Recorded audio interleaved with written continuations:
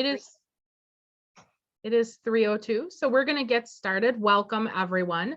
My name is Mandy Dornfeld, and I am here from Extension, sharing some information with you to get you working. We'll get into the presentation in just a minute. If you would all turn your cameras off as you arrive, then we will have a recording of the content, but not the participants. So please feel free to turn your camera off, and then you will be we'll be recording the session. So I'm going to get started with our learning session today. Thank you for coming to Understanding the LGBTQIA+ Alphabet Soup.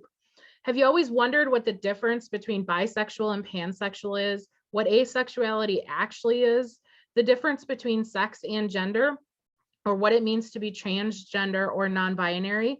This is the workshop that will answer your questions, help you navigate through pronouns, and provide you with the knowledge you need to successfully ally with the LGBTQIA+ community. So I'd like to welcome our two speakers today. Dr. Liz Cannon is the director of the UW Oshkosh LGBTQ+ Resource Center and a senior lecturer in women's and gender studies. Also administers the LGBTQ Studies Certificate Program and teaches courses such as Two-Spirit Lives and Introduction to LGBTQ Studies.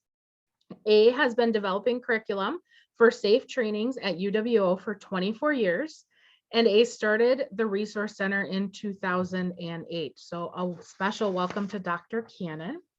Additionally, we have Maddie Wiles, pronouns she, her, hers, is currently the program advisor for inclusion programs for Reeve Memorial Union at the University of Wisconsin-Oshkosh.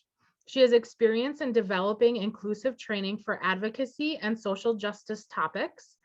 Wiles will take over for Dr. Cannon as the interim director of the LGBTQ+ Resource Center and continue to conduct trainings that pertain to the protection and well-being of our queer and trans communities. So thank you both. And I will go off camera and turn it over to you. Wonderful. Welcome, everybody. I cannot tell you how excited I am that this many people are coming to learn about LGBTQIA+ topics. The only thing I wanted to add to my intro is just to tell you how I identify. It's one of the things that is important to me as someone who has the privilege to be able to be working in this field, and therefore the ability to actually be out and let everybody know who I am. And so I identify as queer, bisexual, genderqueer, and my pronouns are A, M, and airs. And we'll talk about all of that in the course of this discussion. I would like to add that I was born in 1960. So I've not always identified as these identities. I had to actually learn about them before I realized which identities fit me the best. I'll let Maddie do a little introduction too, and then I'll go ahead and share our screens. Yes, thank you so much for having us. And we are super excited as Liz and I take on this transition of leadership and kind of passing the torch for the LGBTQ+ Resource Center at our university. As Liz self-identifies, I also like to identify my space, especially as an educational tool. So then that way those who identify within the community necessarily don't have to. So I identify as a transgender woman, and my pronouns are she, her, hers. And I'm very excited to do this presentation and being able to provide some education for everybody. Wonderful. So let me go ahead and share my screen.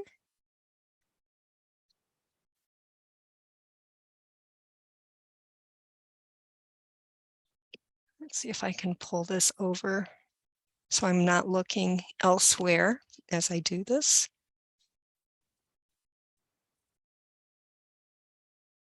There, can you all see? I can see. All right, so why can't I open it now?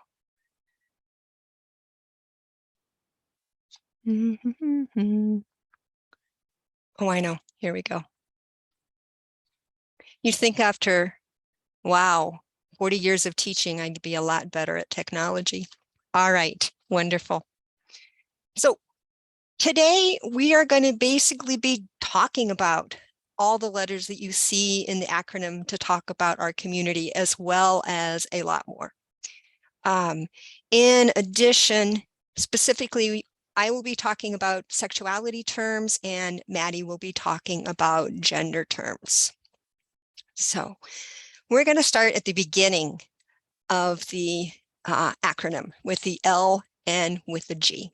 Liz, Yeah. we only see your screen where it says, "This is me, respect me, who I am," and it has an image of you. I think that's your background. Oh, so, okay. We don't Bummer. we don't see the presentation. We just see your screen. Got it.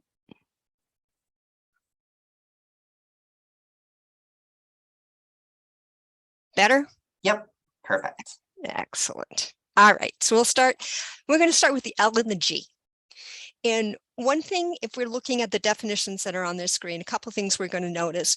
One is that the definition for lesbian is actually a lot shorter than the definition for gay.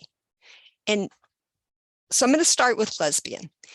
We all have been taught that lesbians are women who are sexually attracted to other women.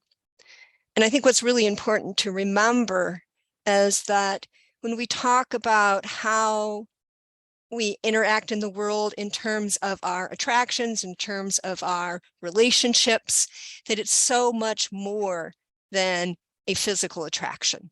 So many times our sexual identities, if they're not heterosexual, basically get reduced to, what do we do in the bedroom? And that's a very small portion of who we are. So it's important to remember other attractions play into this, an emotional attraction, a mental attraction, maybe spiritual attraction for women to share affection with other women, or for females who may not identify as women, but still identify as lesbian. But let's go over and look at this term gay. We get the attraction part, and that's exactly the same as lesbian, except for the gender of the people who are attracted. But look at this. Some women choose to use this label for themselves when they are emotionally, physically, mentally, and or spiritually oriented toward other women. What's significant there is that we don't see men using the term lesbian, but we see women using the term gay.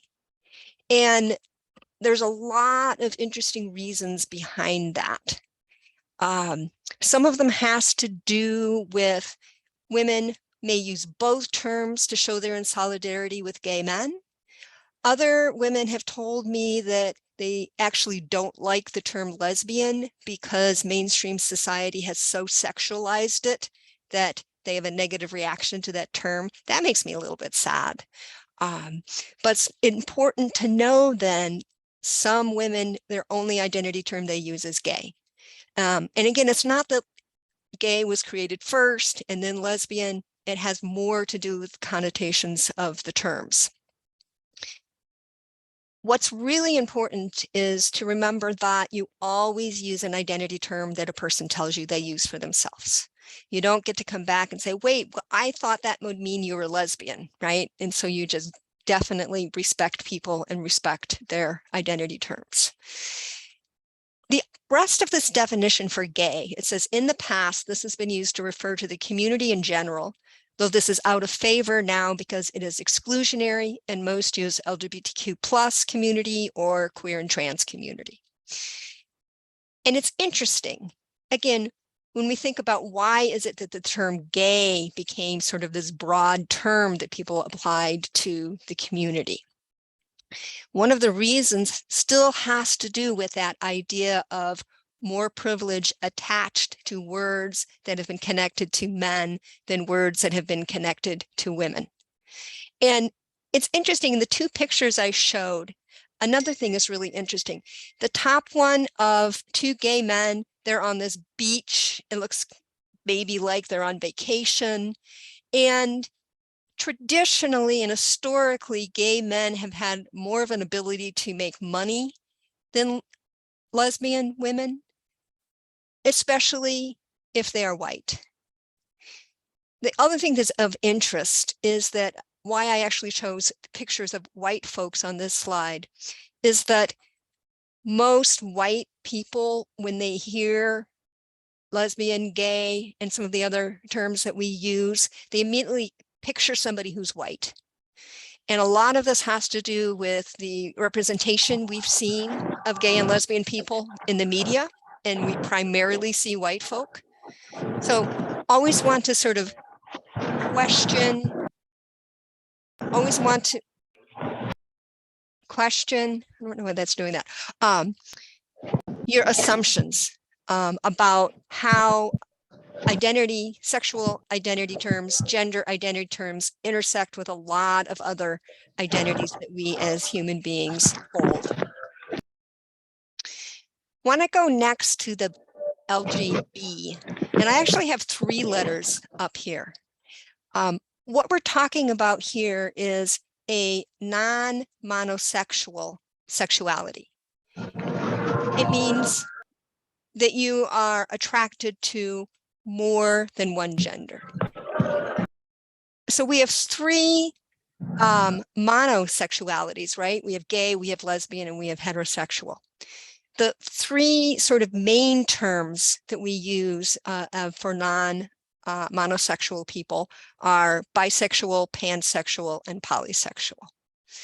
In the picture here, you can see there are a lot of other terms that some folks will use falling under this. This is called a bi plus umbrella. I would actually call it a non-monosexual umbrella. The first term that people used was bisexual. And when the term was first invented, those of us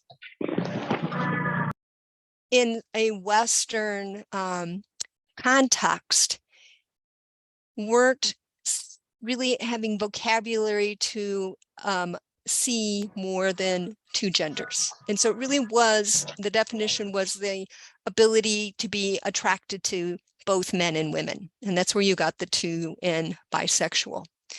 But as we have grown to understand the multitude of genders that human beings come in, we've renamed the term, and bi is going to refer to either 2 sets of genders, genders like my own and genders different than my own.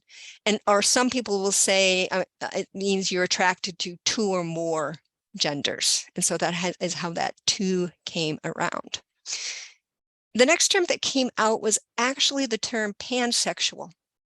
And a lot of the reason for developing the term was because a lot of people were still seeing bisexual as meaning just 2 genders.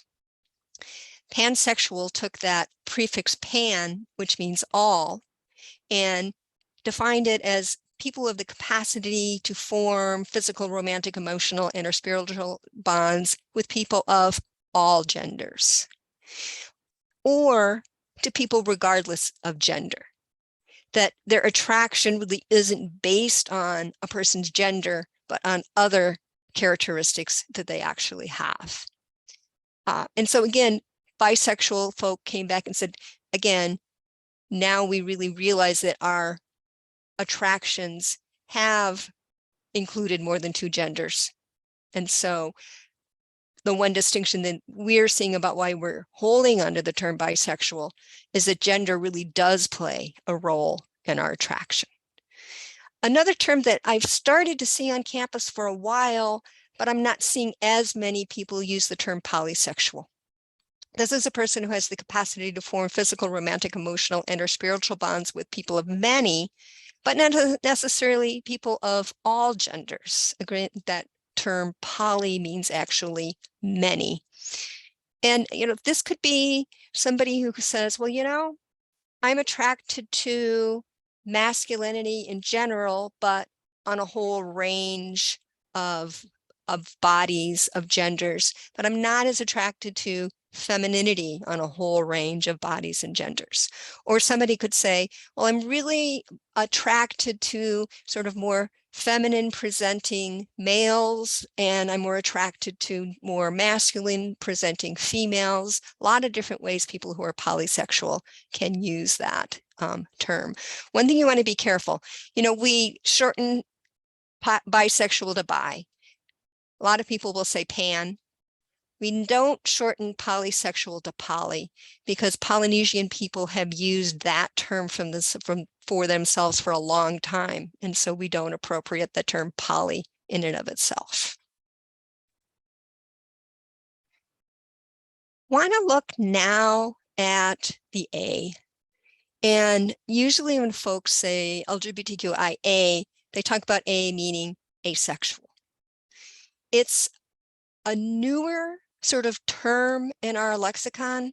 It's certainly not a newer concept in how human beings express or don't express sexuality. So again, asexual, A means not. And so somebody who is asexual is a person who does not experience sexual attraction. Some still have a sex drive. It just isn't oriented towards different people. Some have romantic relationships, others don't.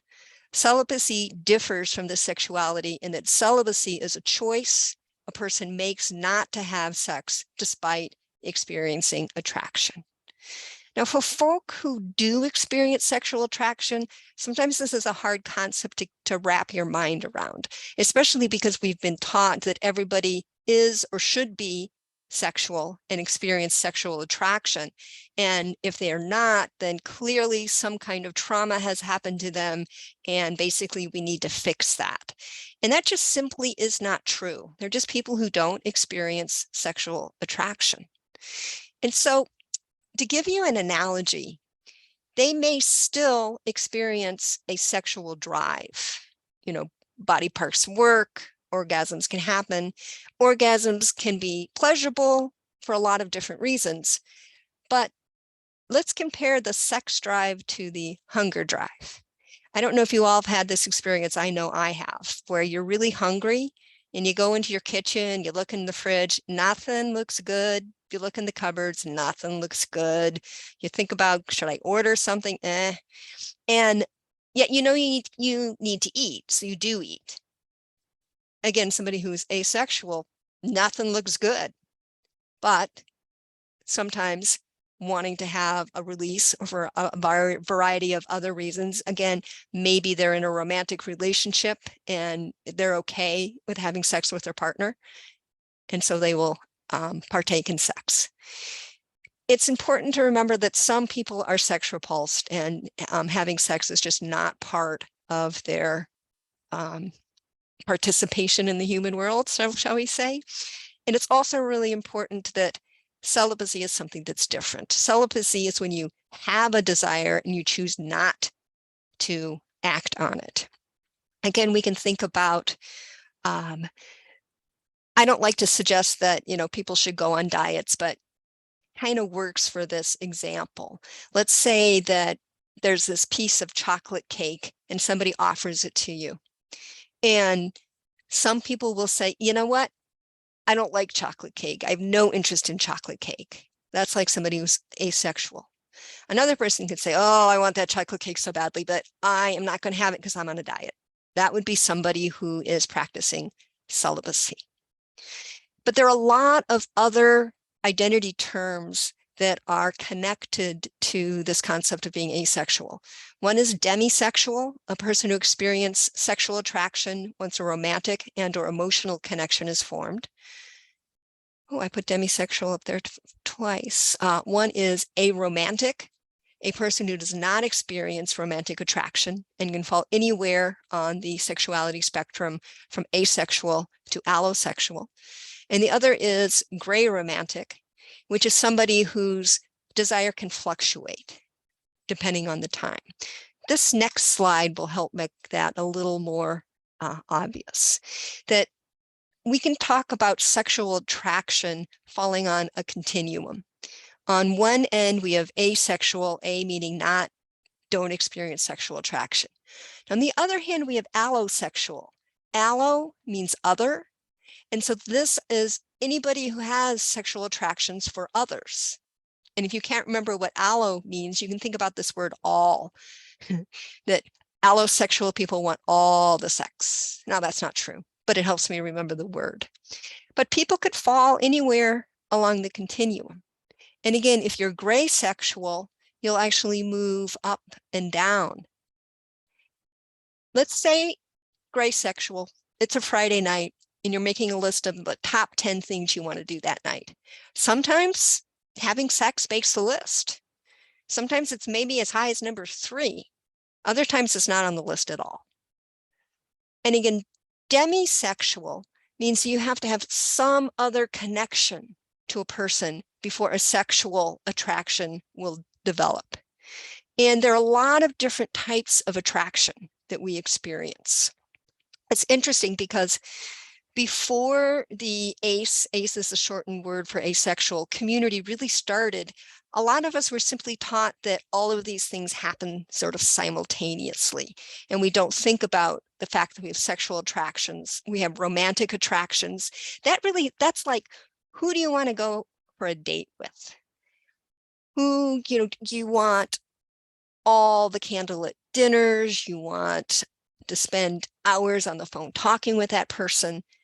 That type of romantic attraction that one can have. We also have aesthetic attraction to a sort of the beauty of a person, maybe the way to describe that, sensual attraction, emotional attraction, intellectual attraction. And so people who are demisexual have to experience one of these. Usually it's sort of a emotional attraction and or romantic attraction before they experience a sexual attraction. And this can happen a lot. It's like you've got a friend and you really like them and you start doing a lot of things together and that's really cool. And then one day you just sort of look at them and like, wow, you're really cute. I really never noticed that before. And that sexual attraction starts developing. Now it's interesting because we also have a continuum between being aromantic, which is you do not have romantic attractions toward others, and alloromantic, which means that you are romantically attracted. You can be gray romantic, and that attraction can vary, and you can be demi-romantic, which means, again, you have to have some kind of emotional connection to that person before a romantic attraction will occur. One thing I like about using this slide is it really helps us remember that you don't read these things up and down. It's not that all asexual people are aromantic and that all allosexual people are alloromantic, but you can be asexual and be any one of these 4. You can be allosexual and be any one of these 4. And again, gray sexual, demisexual, and be any one of these 4. Okay. Want to look at another P that is part of our community, and that is folks who identify as polyamory. This refers to having consensual romantic, emotional, and or sexual relationships with more than one partner at a time, and it can include open relationships, polyfidelity, which is a relationship structure of 3 or more individuals who have no sexual or loving connections outside the group, and subrelationships, which denote distinguishing between a nesting relationship, somebody that you live with, or relationships and various other types of relationships. The most important word on this description is consensual. What's really interesting about folks who are polyamory is that they have really focused on their communication skills, and nothing can change in the structure without the consent of everybody who is involved. So this is extremely different from the idea of cheating, right? You don't get to like go cheat on your partner and then if they find out, say, oh, but honey, I'm polyamorous, right? Everything has to be upfront. Everything has to be discussed. I have a few friends who are polyamorous, and one of them was in a triad for a long time. All 3 lived together. It was exactly like a dyad, but it was 3 people. And they said the hardest thing is like nobody would ever actually see them as that kind of partnership. They were all gay men, and they'd go out to a restaurant. And if anybody even thought that maybe two of them might be in a relationship, it would never occur to them that all three of them would be in a relationship. So again, it shows a lot of bias that our society has toward people who are polyamorous. I have another friend who has more of sort of the nesting and relationship and then other relationships. And he always says that the most important invention for folks who are polyamorous is the Google Calendar. I've had a lot of talks with him about polyamory, and I'm not polyamorous. And I always get hung up on a couple things. One is that I know I would be really jealous in that kind of relationship structure. And one thing he reminded me is, yeah, a lot of folks are jealous. But the thing about being polyamorous is you talk that through, and it again becomes this consensual consent to relationships. And the other thing is, I always say, you know, with my job, I barely have enough time to be with one partner. Can't imagine being with more than one partner. And again, he says, yeah, but you know, Liz, those days that you're up at UW Oshkosh doing an evening program, and maybe you've got 3 of them in a week, if your partner had somebody that they could spend time with that's not you, wouldn't that actually be a relief? And I can again agree with that, but then I always come back to the fact that, well, I personally am monogamous and am completely supportive of folks who are polyamorous. So the Q in LGBTQ, Q can stand for questioning. And a lot of people in the community go through a period where they're really questioning, really trying to figure out how their sexuality works, maybe how their gender works. And it is a real important term for folks going through that kind of a process. Most people, when they think LGBTQ, the first word they think of is actually queer. And right off the bat, I have to say, there are so many people in our community who have been hurt by that word being used as a slander, used negatively, that they won't use it. And again, I have complete respect for that. So a lot of times I think about what terms I'm going to use. I prefer to talk about the queer and trans community, but I've definitely learned to say LGBTQIA+ because of the negative reaction that some folk have toward that word queer. Now, I love the word queer. And one of the reasons I do is because it actually is a really good word in the English language. What it means is not the norm. Now, if you're someone who actually puts norm in a hierarchy above not the norm, then I suggest you probably shouldn't use the word queer. But if you're someone who sees them on the same level, it's just some folk and maybe a lesser number of folk fall into the category of queer than the number of folk who fall into the category that is considered norm. Then this becomes a really exciting word. So the definition of the word, again, it's been reclaimed by some members of the LGBTQ+ community to refer to people who transgress culturally imposed norms of heteronormativity and the gender binary. It is also an umbrella term used to refer to the LGBTQ+ community. This word may also connote a political identity as one who is committed to advocacy, activism for LGBTQ rights. So again, a lot of the times when I think of the word queer, yeah, I use it as an identity term, but I see it more as a verb than anything else. And again, what it does is it disrupts this idea of what we've called heteronormativity or cisnormativity. And then you think, okay, what does that actually mean? And heteronormativity suggests that there is one way that human beings should be, that all males should be men, all females should be women, all people should be heterosexual. But then there's actually an interesting story that gets fit into that. And if you see in the picture, I've got a picture of a few of the Disney couples. And in a lot of ways, these types of Disney films have really sort of embraced the idea of what it means to be heteronormative. And there's usually a story that goes along with it. It's basically boy meets girl, boy asks girl out on dates. They go for a lot of dates.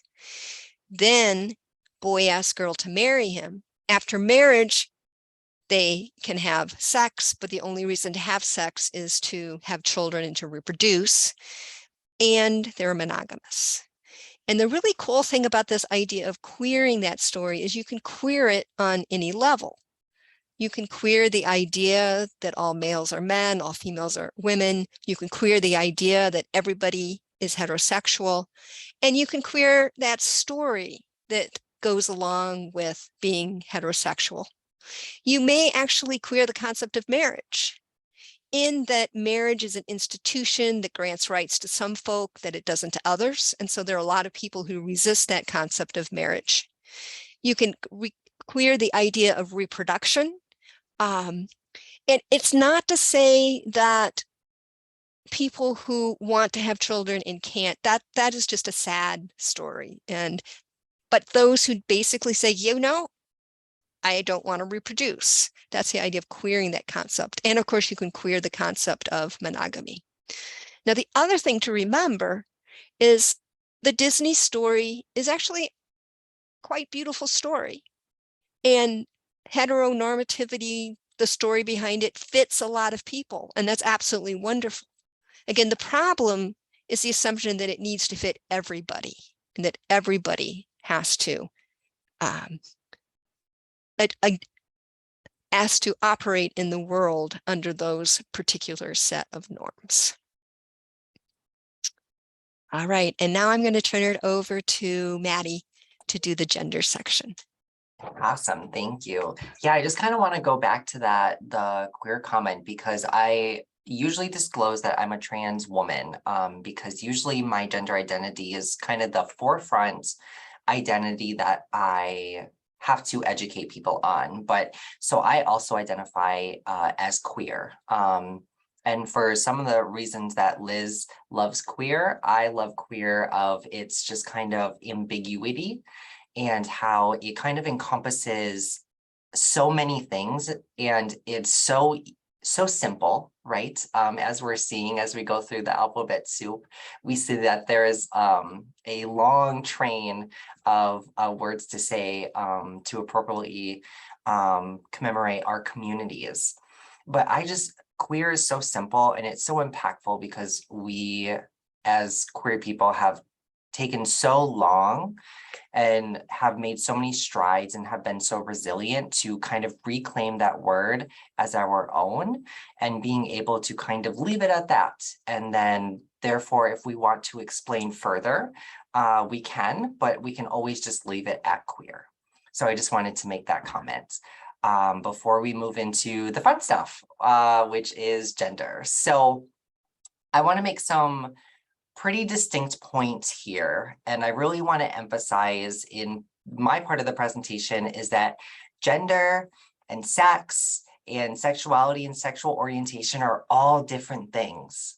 Yes, they operate and they intertwine and they intersect, but at the end of the day, this is a perfect example of how everything is very separate from one another. But they do interact and they do intertwine. So I'll kind of start with gender identity as part of it. So when I was about 4 or 5 years old, I realized, and I was performing as a male, right? I was presenting as a male identified person because of my assigned sex. So because I had male identified genitalia growing up, and so that's what the doctor kind of prescribed my sex, and therefore then came my gender with that. And so when I was around 4 or 5, I really knew that I was different than most of the other male identified folks around me. And I knew that it wasn't just about the expression that I wanted to change or the clothes or the makeup that I wanted to put on.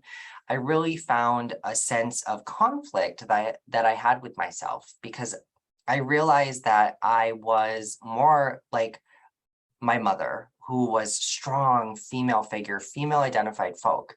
And so I realized that I was trans, and I at first thought I was in the wrong body, because that is what I was taught, was that boys and people who is gender is male and boy identified, they also then had male identified genitalia. So they then had penises, and they did not have breasts. And then the vice versa for female identified folk. And so very early on, I noticed these differences, and there was a lot of conflict I had. And for the longest time, I really grew up dissociating again and resenting my body, because I really thought that was what was truly connected to my gender identity, and nothing was able to change from that. And through a lot of education and through a lot of unlearning, I found that gender identity is very separate than assigned sex. And I like to think of gender identity as kind of your heart, right? It's kind of the blood and the stream and the beating of your soul that is you. And assigned sex is kind of the parts that we attribute people to their gender. So this, assigned sex is more of a medical label used to categorize people. And it really stems down to looking at chromosomes, right? Looking at hormones, looking at genitalia, and then also secondary sex characteristics, which we're looking at body hair, we're looking at breasts, we're looking at those kind of secondary sex characteristics. And usually in our culture, when you have a majority of when the chromosomes, hormones, and genitalia all kind of intersect or kind of align in some way, we then say that is a male. And when they intersect differently, that is a female. And unfortunately, that leaves a lot of unknowingness to people's bodies, as we will get into the identity of intersex. And so assigned sex should not inherently be associated with gender identity. Now, gender expression is, what I like to think of as kind of the adornment of the body. And so that is how we like to express our gender. And I am a very feminine, trans woman. So I dress very feminine based on our cultural standards and normalities. Obviously, other people are perceived different, but so if you were somebody who grew up saying that, oh, you were a tomboy, or saying, oh, you were a feminine boy, those were kind of attributions that people then made assumptions and made decisions based on your gender expression and based on how you like to identify and adorn yourself. And so gender attribution is kind of what we instill and categorize people within, based on the knowledge that we have of gender expression. And luckily, we do have a long array of knowledge now that we're understanding that there's so many nuances to gender identity, even more than just transgender and cisgender. But I would like to preface again that these are all very different. As they intersect and intertwine, they are separate from one another. And so really think about gender identity as that soul piece, and that piece of the heart of the person. And so we can move on to the next slide. So we're going to stop for a second before we kind of talk into the trans and cisgender identities, because we first want to talk about two-spirit, which is definitely a term coined in the 90s. And it was really not only just a cultural label, a cultural identity for Native, Indigenous, LGBTQ identities, but it was also a reclamation of their traditions and to combat a lot of contemporary issues and problems that they were seeing around the conversation of gender. And so this is used only by those who are both LGBTQ plus and Indigenous, coming from Indigenous communities. And so there are still people who are trans and queer and non-binary who are also Indigenous who don't necessarily identify with two-spirit. But it's important to have that two-spirit identity because there's so much cultural roots that are embedded in the celebration of being two-spirit, and being able to have that as part of their rich history and their spiritual background is very significant. And so when somebody identifies as two-spirit, be mindful of the questions that you ask, and making sure to listen and to try not to relate kind of our gender normalities onto the two-spirit identity, because it's sacred and it's very important to the overall cultural and traditional understanding. So then moving on to kind of the words, as I was saying, about kind of how everything is a little different. So I identify as trans, and so that's a person whose gender identity and or expression differs from societal expectations for their assigned sex or gender. And it can be used as an umbrella term, right? There's a vast array of identities within the trans umbrella, which can also be binary and non-binary. So a lot of the gender terms that you're seeing can be somewhat interchangeable or connected in some way, depending on how somebody really identifies. And as Liz said, it's really important to just honor and celebrate how somebody identifies, and how they like to reclaim their identities in these spaces. And so cisgender is a person whose assigned sex is female and identifies as woman, right? So it's kind of that alignment of the assigned sex, the gender expression, and the gender identity. And so that cisgender is an identity that is privileged because it is predominant societal expectations state that it is how sex and gender should align. So that is how we commonly understand and know our gender normal culture. And if you think about some of the things of when people have children and when they're born, we automatically assume their gender, and we automatically assume based on these characteristics that really don't have anything to do with their gender identity. And then we give them a set of pronouns that go with that. And so it's really hard for parents, and it was really hard for my parents too, to kind of unlearn a lot of what they already knew, or what they thought they knew. And then so it was definitely a learning process together. But so I wanted to list some of the privileges that cisgender folk have that they really don't have to think about on an everyday basis. So some of them are using public restrooms without fear of abuse, verbal abuse, physical intimidation or arrest, having the ability to walk through the world and generally blend in, not having to worry about constantly being stared at or whispered about or laughed at because of their gender expression. One of the important ones is also knowing that people will call you by your name you provide and won't ask you about your real name or your birth name or legal name, right? And then they assume that that name that you are using has always been yours since, the day of birth. Another is having the ability of not having to worry if you end up in the emergency room. Your gender will keep you from, your gender will be able to keep you from receiving appropriate treatment, or that all your medical issues will be seen as a result of your gender, and you won't have to face any discrimination based on how you identify within your gender expression. And having your gender as an option on a form too, because we can move on to the next slide.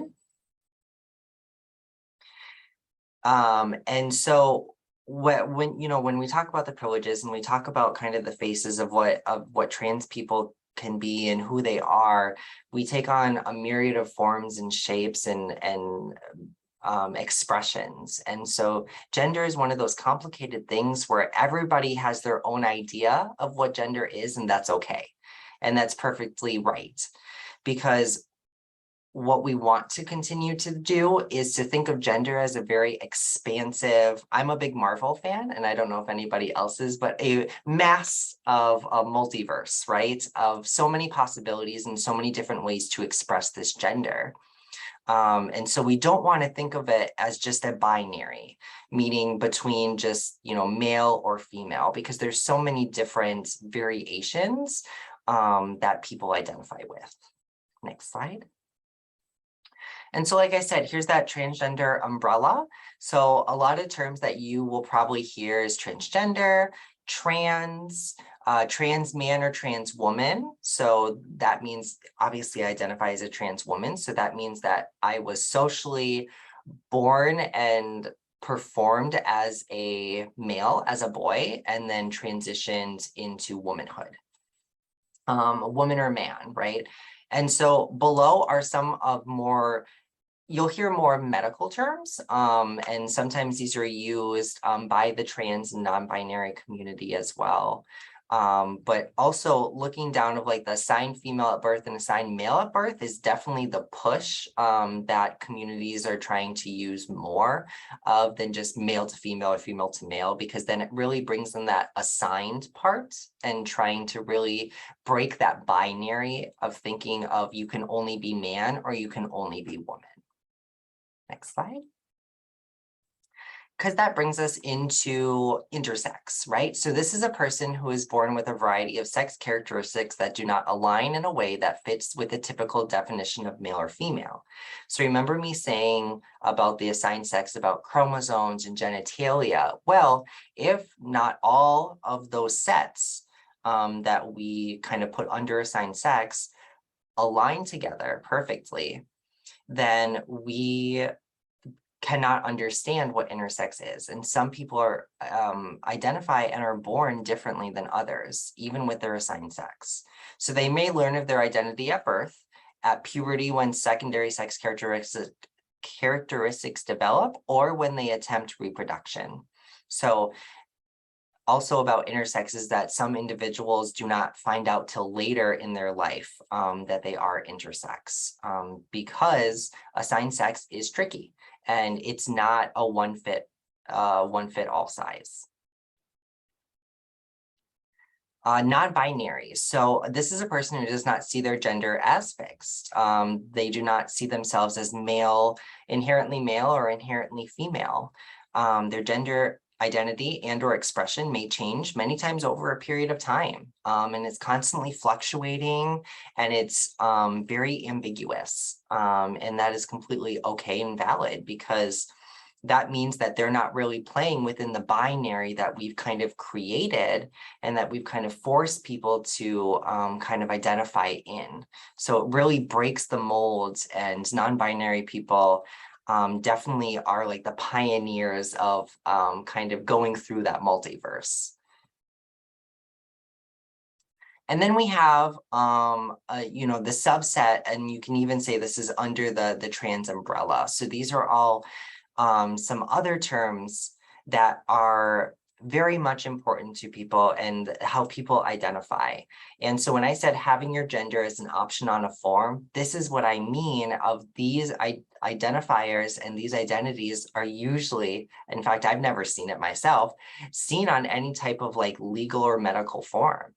So we have genderqueer, a person whose appearance, behavior, interests, and subjective self-concept deviate from conventional norms for masculinity and or femininity. We have agender, a person whose gender identity does not align with either the man or woman binary genders or another non-binary gender. Some individuals with this identity may define their identity as non-binary, while others don't identify with gender at all. And then bigender, a person who typically identifies with two genders and moves between the two. And gender fluid, a person whose gender identity does not align with either the man or woman binary genders or another non-binary gender. Some individuals with this identity may define their identity as non-binary, while others don't identify with genders at all.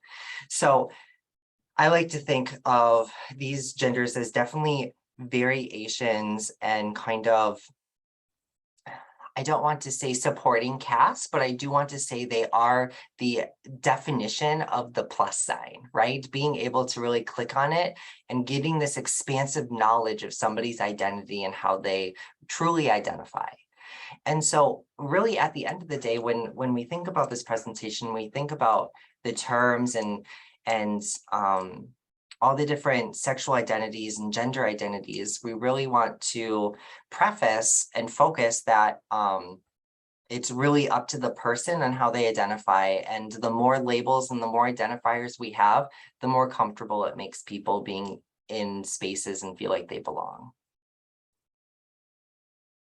And like I said, the non-binary umbrella, so a lot of those can fit under the non-binary umbrella, which larger fit under the trans umbrella, and is very important. So then we want to talk a little bit about, and there is definitely a separation from the cisgender umbrella, right? And so we really want to, quickly focus too on pronouns and why they are very important. And there's an expansive sets of pronouns that people use besides she and her and even they. And really respecting people's pronouns is one of the basic kind of foundations that we can do as allies and we can do in any type of work.